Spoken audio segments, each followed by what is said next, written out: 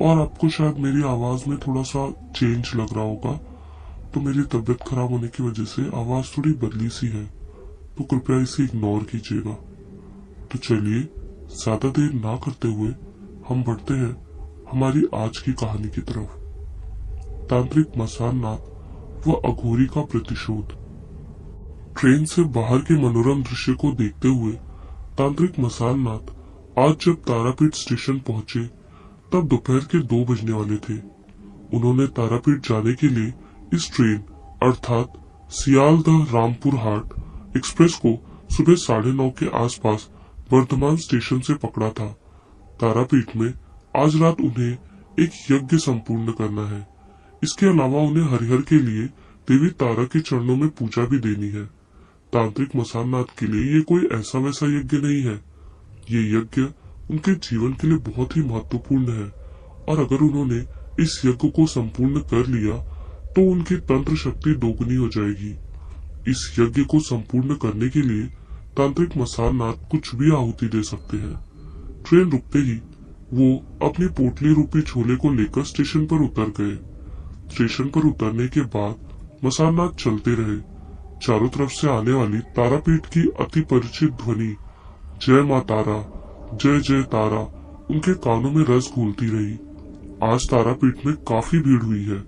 अमावस्या के इस समय बहुत सारे लोग तारापीठ में पूजा करने आते हैं, इसीलिए ये समय तारापीठ की व्यस्ततम समयों में से एक माना जाता है।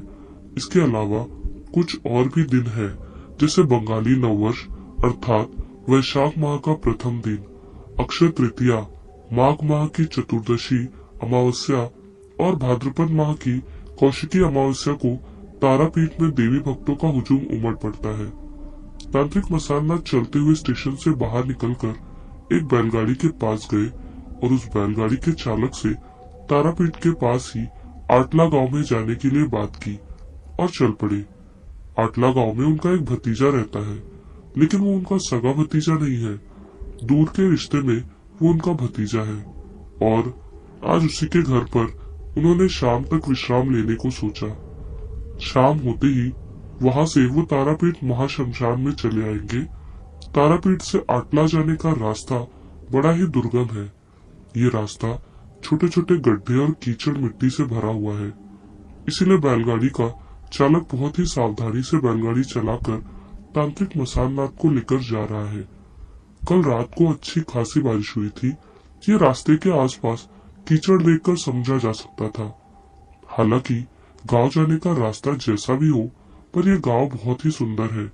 गांव के हरे भरे प्राकृतिक दृश्य किसी का भी मन मोह लेंगे। गांव की यह मायावी सुंदरता मन को शांति प्रदान करती है।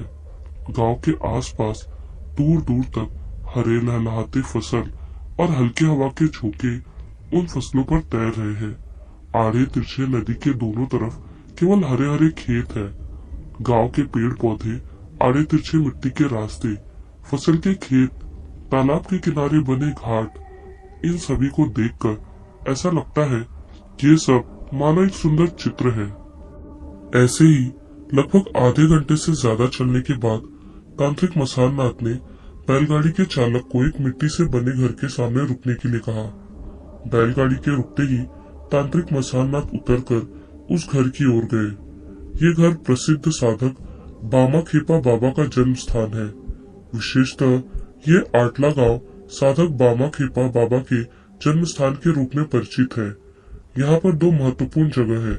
पहला, साधक बामा खेपा बाबा का वास स्थान अर्थात उनके मिट्टी का घर जिसमें बाबा रहते थे। घर के अंदर शयन कक्ष के पास तांत्रिक मसाननाथ कुछ देर टहलते रहे और फिर घर के पास सीढ़ी से होकर बाबा बामा खेपा द्वारा स्थापित देवी काली के मंदिर में गए।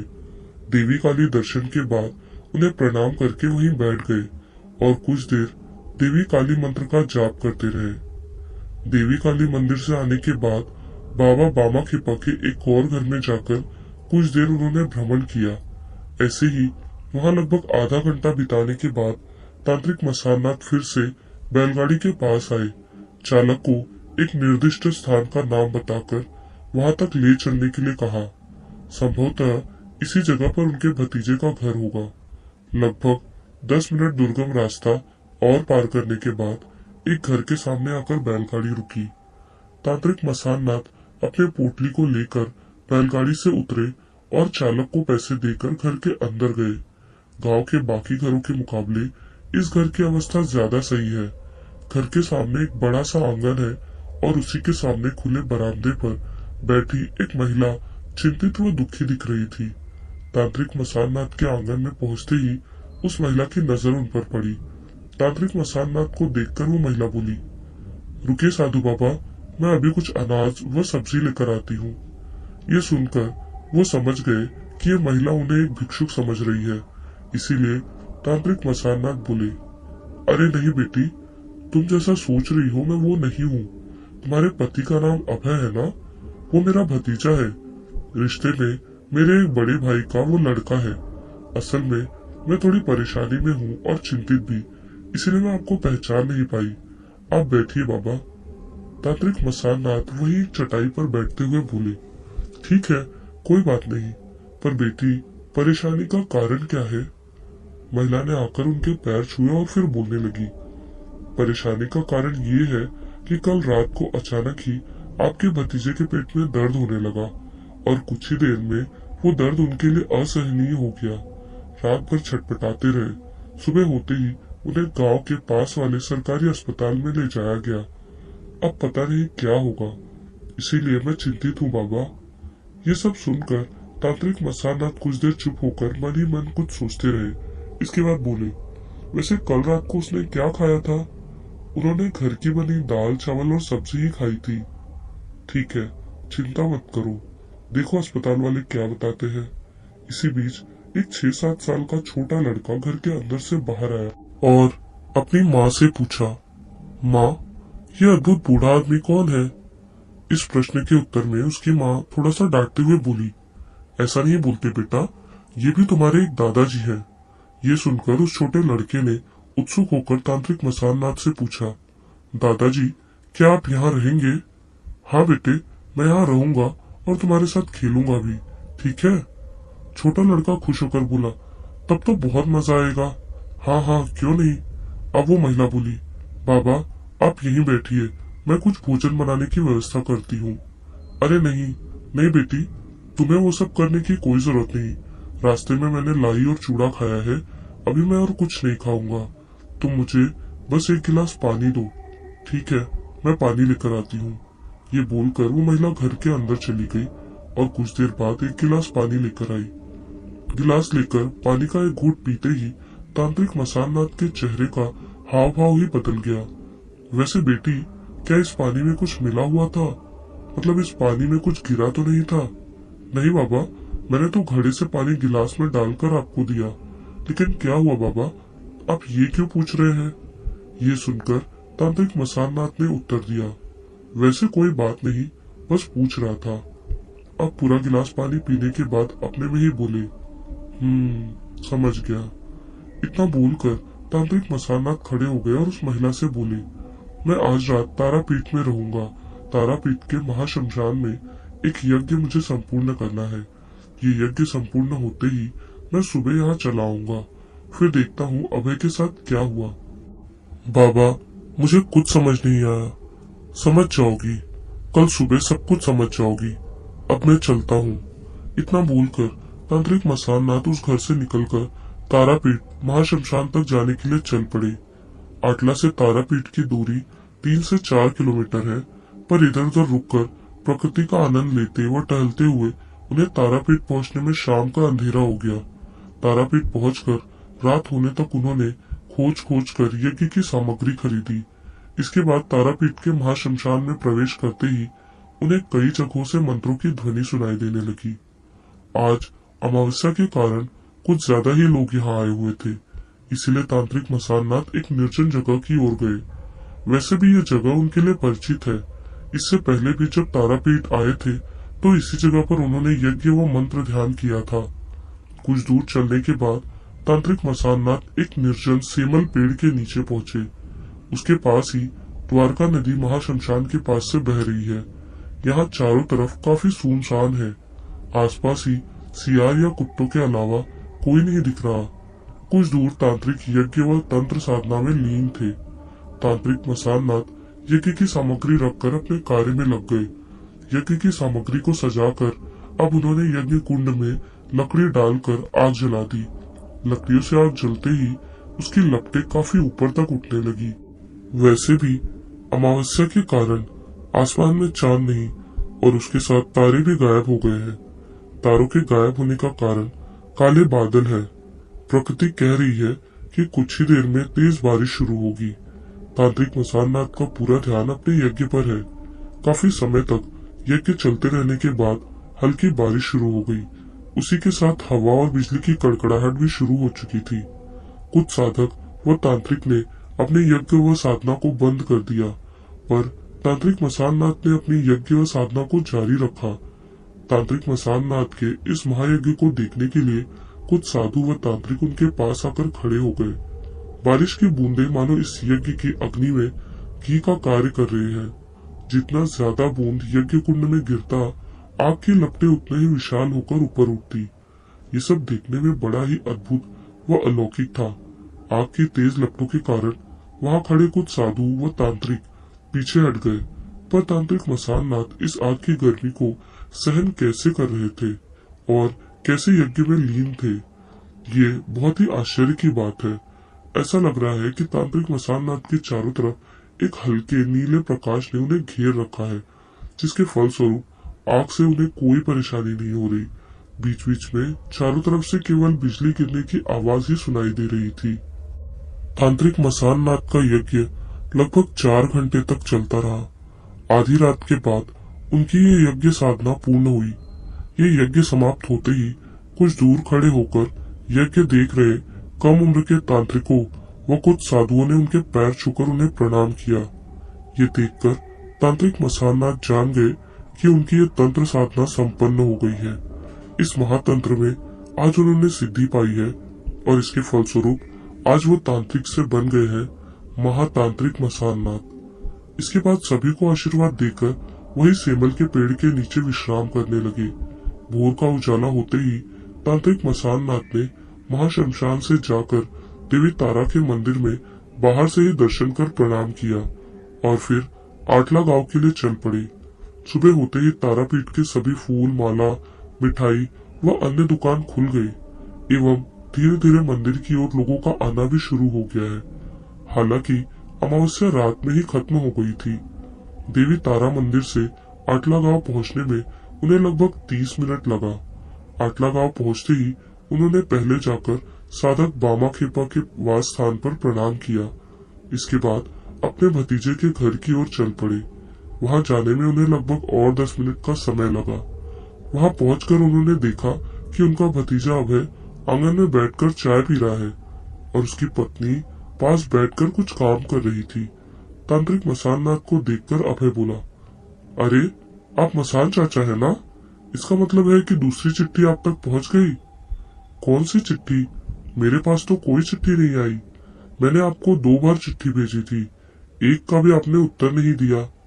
अच्छा समझा, इसका मतलब कि तुमने मेरे घर पर चिट्ठी भेजी थी, पर मैं घर पर नहीं था। इस बीच कुछ घटनाओं को सुलझा रहा था।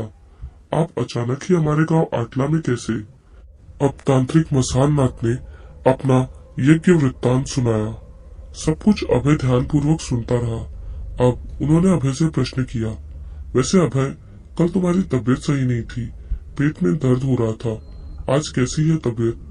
इसके उत्तर में अभय ने बोलना शुरू किया, चाचा, मुझे पहले भी ऐसा हुआ है, लेकिन कल वाला दर्द बहुत ही असहनीय था। अंत में मुझे अस्पताल जाना ही पड़ा।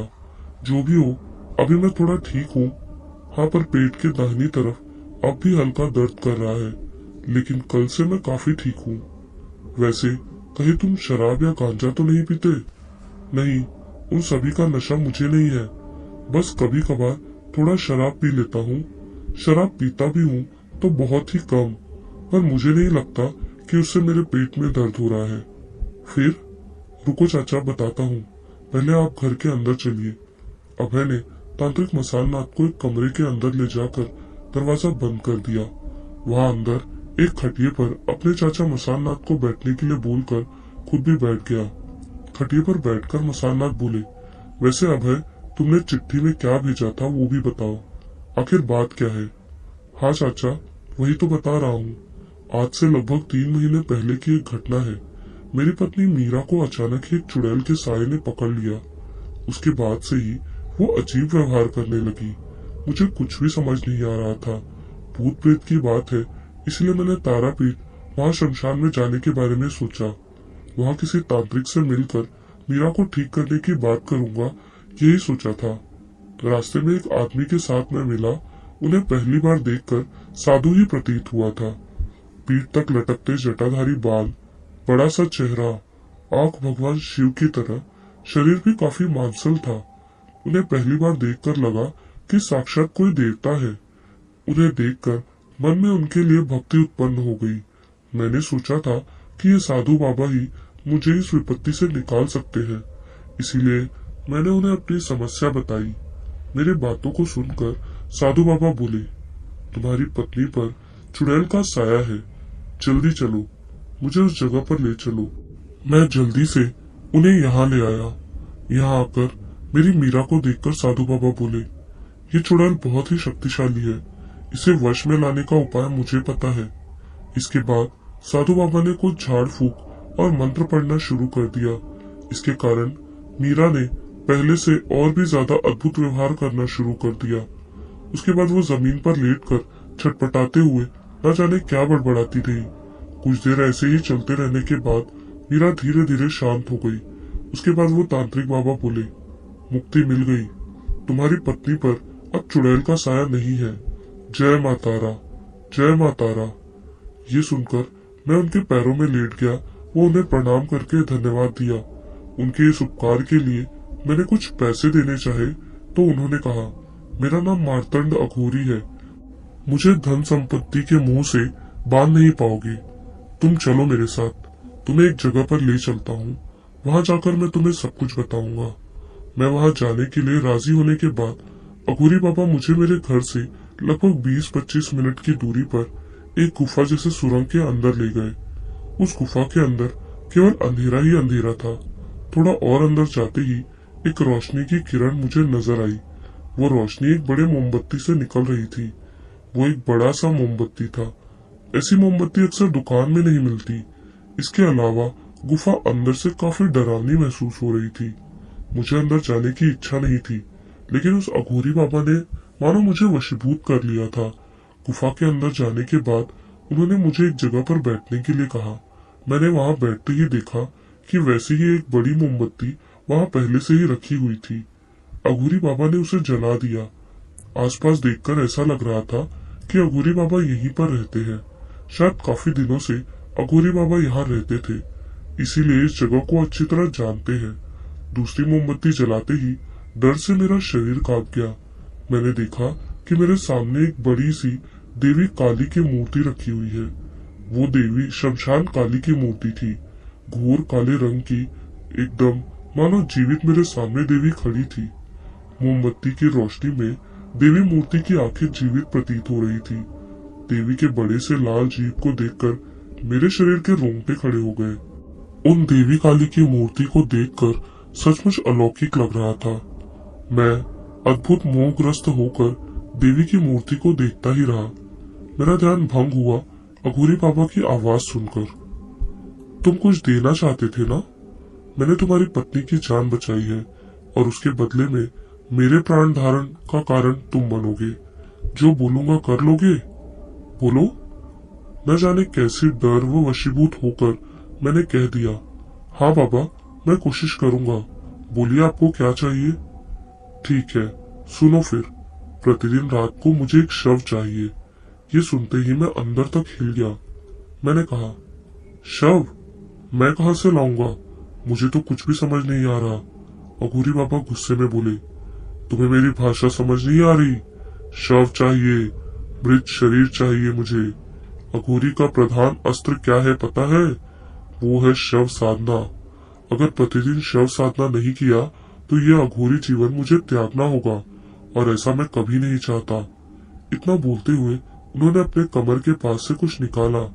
उसे देखकर मुझे समझ आया कि वो एक चीलम है। उसमें गांजा भरकर उन्होंने पीना शुरू कर दिया। फिर खांसते हुए बोले, ये जो काम तुम मेरे लिए करोगे, ये बात किसी और के कानों तक नहीं जानी चाहिए। इस बारे में केवल तुम्हें और किसी को पता नहीं होना चाहिए। अगर इस बारे में किसी को भी बताया तो तुरंत ही उसकी मृत्यु हो जाएगी। इस बात को हमेशा अपने दिमाग में रखना। ये सुनकर मैंने मंत्रमुग्ध की तरह हाँ में सिर हिलाया। चारों तरफ धुएं से भरने लगा।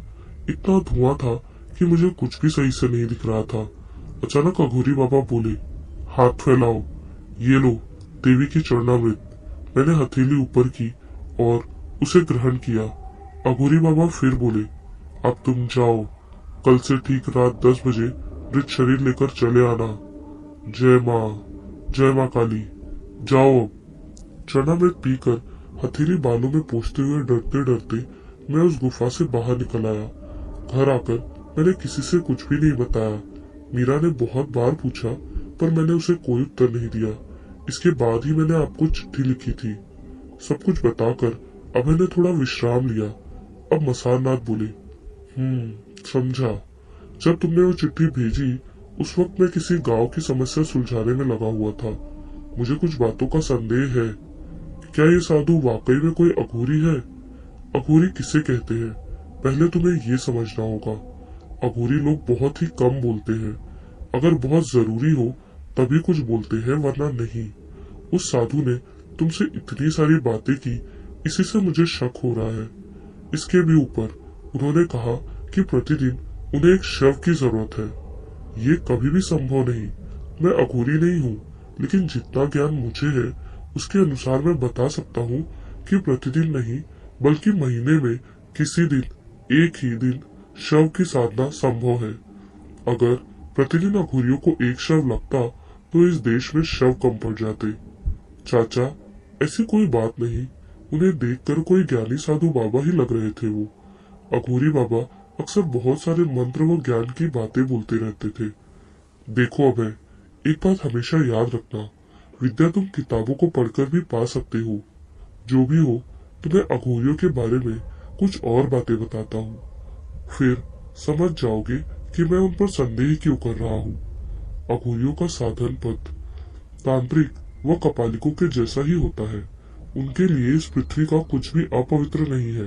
अघोरी अपना जीवन जैसे बिताते हैं उसे देख हमें अपवित्र लगेगा, लेकिन एक अघोरी सब बातें जानते हुए भी करता है।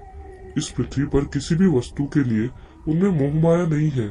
जैसे अघोरी अपना मलमूत्र भी खा लेते हैं और ठीक उसी तरह शव का मांस भी खा सकते हैं। इसे सुनकर तुम्हें आश्चर्य होगा, लेकिन यही सच है। अघोरी सभी अच्छी व बेकार वस्तुओं में भगवान को देखते हैं। ये सभी अघोरी है शैव, और इसका अटूट अंग है देवी काली। देवी काली को पराशक्ति कहा गया है। देवी काली एक तरफ जन्म तो दूसरी तरफ विनाश की भी देवी है। इसलिए अघोरी अपने अंदर शिव शक्ति जगाने के लिए देवी काली की साधना करते हैं। उन सभी की आराध्य देवी शमशान काली है। इस साधना का पथ बड़ा ही कठिन, अद्भुत व भयंकर है। कठिन होने के बावजूद अघोरी इस साधना के लिए यह पथ चुनते हैं। सभी अघोरी इस साधन क्रिया के लिए एक अंधेरी व निर्जन रात को चुनते हैं। चारों तरफ जब अंधकार और सभी प्राणी निद्रा में चले जाते हैं, तब अघोरियों की ये गुप्त साधना शुरू होती है। ये साधना एक शव के ऊपर बैठकर की जाती है। अभय सब कुछ अब तक ध्यान से सुन रहा था। अब बोला, चाचा क्या कहते हो? मनुष्य का मांस खाना? वो सब ऐसा कैसे कर सकते हैं? उनके लिए सब एक समान है। इसी कारण से अघोरियों की शक्ति तांत्रिक व कपालिक से बहुत अधिक होती है। लेकिन इस शक्ति को पाने के लिए उन्हें प्राकृतिक अघोरी होना पड़ेगा। वैसे वो सभी मानव को मारकर उनका मांस नहीं खाते, बल्कि जिन सभी मृत शरीर को नदी में डाल दिया जाता है या शमशान में कहीं शव पड़े रहे, उन सभी मृत शरीर का वो मांस खाते हैं। अघोरी उन मृत शरीर की खोपड़ी लेकर भी अपने पास पेय पात्र के रूप में रखते हैं। अच्छा समझा, मतलब आप कहना चाहते हैं कि वो कोई नकली अघोरी बाबा है। अभय, मैं नकली तो नहीं कह सकता, क्योंकि किसी की शक्ति पर संदेह करना अभी उचित नहीं है। उनके व्यवहार व आचरण को सुनकर ऐसा लगता है कि वो आदमी कोई अघोरी तो नहीं है, लेकिन उन्हें तंत्र मंत्र का कुछ ज्ञान जरूर होगा। अब कोई अघोरी होते तो अपने शव साधना के बारे में तुम्हें एक शब्द भी ना बताते, लेकिन उन्होंने तुम्हें सब कुछ बता दिया।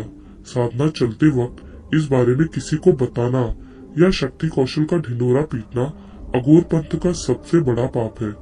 वैसे आज क्यों न दोपहर के बाद हम दोनों उस गुफा के पास से घूम आए। हम दोनों गुफा के अंदर नहीं जाएंगे, क्योंकि अंदर कुछ भी हो सकता है। हम केवल बाहर से देखकर चले आएंगे, क्या पता वहाँ कुछ मिल जाए। चाचा, बाहर से आपको शायद कुछ नहीं मिलेगा, अंदर ही जाना होगा। नहीं, पहले से ही अंदर जाने की कोई जरूरत नहीं है। सब कुछ सही से जानने के बाद ही अंदर जाना सही है। इसके अलावा तुम्हें एक और बात बता दूं कि यहाँ तुम्हारे घर में भी एक अशुभ शक्ति का वास है। ये सुनते ही अभय चौंक गया। ये क्या कह रहे हैं आप? मुझे भगवान की कृपा से तंत्र साधना द्वारा कुछ शक्तियाँ मिली है। जैसे अगर किसी घर में अशुभ शक्ति या अलौकिक कुछ रहता है तो उस घर का पानी मुझे हल्का कड़वा लगता है। हालांकि पानी का कोई स्वाद नहीं होता, लेकिन अशुभ शक्ति वाले घर का पानी पीते ही मेरे मुंह में कड़वाहट सा स्वाद आ जाता है, जिससे मैं ये समझ जाता हूँ कि उस घर में ऐसा कुछ है जो बाकी लोगों के लिए अशुभ है। कल आकर मैंने यहाँ पानी पिया था, उसी वक्त मुझे पानी कड़वा लगा था। तभी मैं समझ गया था कि कोई विपदा इस घर के आसपास घूम रही है। अपने सूखे हुए आवाज में अभय बोला, इससे बचने का उपाय क्या है? कैसे समझ आएगा कि यहाँ कौन है? तांत्रिक मसाननाथ कुछ देर सोचकर बोले, पूरी बात जानने के लिए मुझे पहले सब कुछ समझना होगा। इसीलिए सबसे पहले मुझे उस सुरंग के पास जाकर ठीक से सब कुछ देखना होगा। ये कार्य हमें आज ही करना होगा। ठीक है, मैं आपको वहाँ ले जाऊंगा। उन दोनों में काफी देर तक बातचीत होती रही, इसीलिए दोपहर में नहा धोकर चाचा भतीजा खाना खाने बैठ गए। खाना खाने के बाद उन दोनों ने कुछ देर आराम किया। शाम होने से पहले अभय उन्हें साथ लेकर गुफा की ओर चल पड़ा। चंदन के घर से उस गुफा तक चलकर जाने में लगभग 20 मिनट का समय लगता था।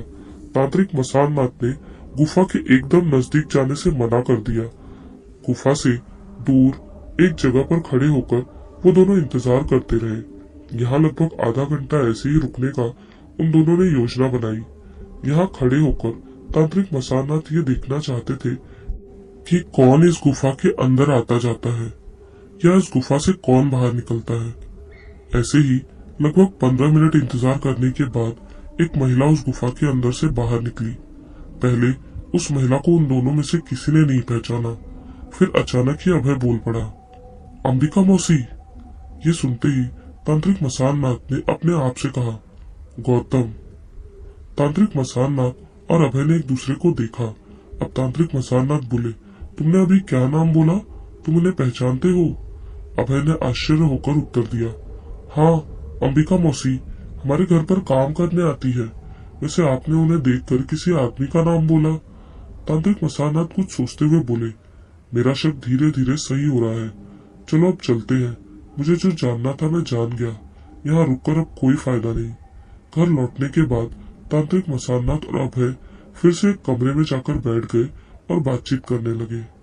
तांत्रिक मसाननाथ बोले, इतने दिन से तुम उस साधु को जो शव लाकर दे रहे हो उसे अभी तुम बंद नहीं करोगे। अगर ऐसा किया तो वो सब कुछ समझ जाएगा। जिस तरह तुम हर रात शव लेकर जाते हो वैसे ही आज भी जाओगे, लेकिन आज गुफा के अंदर जाकर तुम अच्छे से चारों तरफ सब कुछ देखना। गुफा में कहाँ कहाँ क्या क्या रखा हुआ है मुझे एक एक बात सब कुछ जाननी है। अगर मुझे सब कुछ पहले से नहीं पता होगा तो उस गुफा में जाकर हम किसी भी परेशानी में पड़ सकते हैं।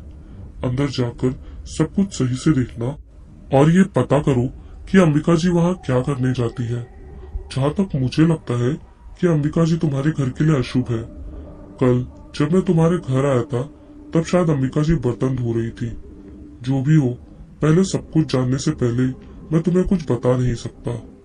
ये सब सुनकर अभय केवल सिर हिलाता रहा। उसके गले से एक शब्द भी नहीं निकल रहा था। वो मानो थोड़ा डर गया है, इसलिए उसके चेहरे पर चिंता की रेखा स्पष्ट है। उस वक्त रात के लगभग 10 बजने वाले थे। प्रतिदिन की तरह शव शरीर जुगाड़ करने के लिए अभय शमशान गया। वहाँ शव के लिए उसने एक डोम से 60 गांठ बैठाई है। डोम से शव लेने के बाद वो गुफा के अंदर पहुंचा। आज गुफा में पैर रखते ही बाकी दिनों की तुलना में अभय को कुछ ज्यादा ही डर महसूस हुआ। गुफा के अंदर केवल अंधेरा ही अंधेरा है। अंदर केवल झींगुरों की चींची ही उसे सुनाई दी। अब चारों तरफ से अभय के नाक में सड़े हुए बदबू आने लगी, मानो कोई लाश इस गुफा में सड़ रही है। चारों तरफ फैले धुएं ने इस स्थान को और रहस्यमय बना दिया है। धीरे धीरे अभय काली मूर्ति के पास पहुंचा और चारों तरफ ध्यान से सब कुछ देखता रहा। इधर उधर देखते हुए जब वो काली मूर्ति के एकदम पास पहुंच गया, तब आवाज आई, आओ आओ, इधर उधर क्या देख रहे हो? अच्छा, समझ गया, तुम्हें तो उस ओझा, अरे नहीं, तांत्रिक ने सब कुछ सिखाकर यहाँ भेजा है। देख लो, चारों तरफ अच्छे से देख लो। अब उधर देखो, कुछ पहचान रहे हो या नहीं? ये सब सुनते ही अभय समझ गया कि अघोरी बाबा को सब कुछ पता चल गया है, लेकिन कैसे? शायद अंबिका मौसी ने ही ये सब अघोरी को बताया होगा। अघोरी बाबा ने जिस ओर अभय को देखने के लिए कहा, उस ओर देखते ही अभय का शरीर आतंक से भर गया। उसने देखा जमीन से लगभग 2 हाथ ऊपर अंबिका मौसी का शरीर हवा में झूल रहा है। उनका शरीर पूरी तरह सफेद हो गया है। देखकर ऐसा लग रहा था कि ये बिना खून वाला मृत शरीर है। आज शाम को ही अभय और तांत्रिक मसान नाथ ने उन्हें जीवित देखा था। हो सकता है कि कल फिर से अंबिका जी अभय के घर पर काम करने आएंगी। अभय अपने मन में बहुत कुछ सोचते हुए साथ लाए शव को अघोरी बाबा के सामने रखकर जल्दी से जाने लगा। उसी वक्त अघोरी बाबा ने उसे पीछे से बुलाया, रुको, कुछ सुन लो। एक बात, तुम्हारे घर में आए उस तांत्रिक से कह देना कि मित्रता की कीमत उसे मिलेगी। उन्हें तैयार रहने को कहना, जल्द ही उनसे मिलूंगा। बोलकर अघोरी बाबा कुटिल हंसी हंसते रहे। तो दोस्तों, क्या राज था उस गुफा का? क्या वो व्यक्ति सच में कोई अघोरी था? और क्या वो तांत्रिक मसान नाथ को जानता था? अंबिका का क्या राज था? क्यों उसका शरीर इस तरह से उस गुफा में पड़ा हुआ था? क्या ये अघोरी तांत्रिक मसान नाथ का मित्र था? और कौन सी कीमत चुकाने की बात कर रहा था वो? ये सब जानेंगे हम इस कहानी के अगले भाग में। बहुत जल्दी मैं मिलूंगी आप सभी से इस कहानी के अगले भाग के साथ। यहाँ तक आपको कहानी कैसी लगी हमें कमेंट्स में जरूर बताइएगा। मिलती हूँ इस कहानी के अगले भाग के साथ। जय माता रा।